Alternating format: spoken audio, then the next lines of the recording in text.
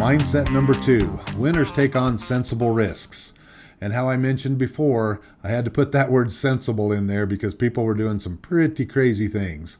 And see, when you're taking risks, a lot of times people don't like that because that's getting outside your comfort zone. Okay, you're doing something that you've never done before or you don't feel comfortable with. But in many cases, that's what it takes. If we do the same things over and over again, we're going to be producing the same results. Many of us have heard that saying about the definition of insanity, doing the same thing over and over again, expecting a different result. Well, there's truth in that. If you're doing the same things over and your life just tends to be the same, I mean, look back 5 years. How was your life? And compare it to how it is now. Chances are it's the same. If you've made some progress, then that's because you made a decision back then to do something differently. And that's caused different things to come into your life.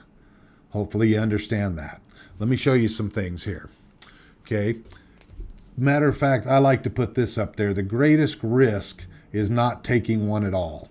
Because even athletes, star athletes, they've got to get out there and be in front of people and take that risk that they might not be able to make that shot or to hit that ball or whatever the case may be. Think about it. If every NBA player, National Basketball Association player, were to quit just because he missed a free throw, he didn't want to take that risk, they were so embarrassed that they might not be able to make it. Okay, if they were at that point and that embarrassment was so much and they didn't want to put themselves out there, how many NBA players would we have right now? Well, the answer is obvious, 0. Okay, but they're willing to get out there in front of all those millions of people and take that shot. And that's what you got to do from time to time. You got to be willing to do that. Now, what do these things look like? Okay, I think I mentioned this before as well, but I'll mention it again. Getting outside our comfort zone can be challenging.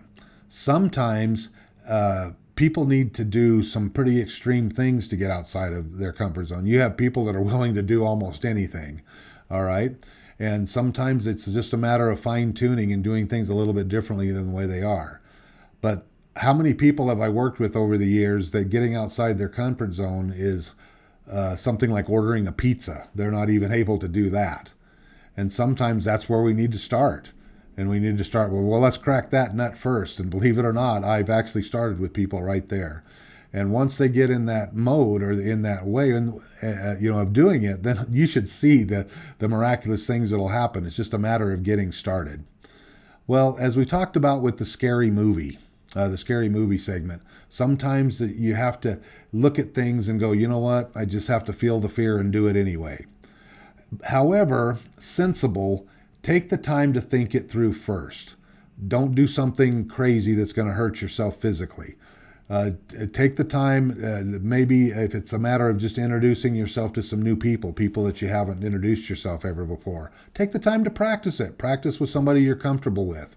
And you'll be surprised how easy it is to do it when you finally make the determination. It's okay, now it's time for me to go and work on these interviews or get in front of these new people that I've never done before.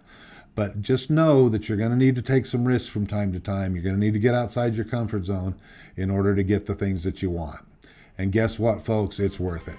Take the time to embrace this mindset and be willing to do whatever it takes.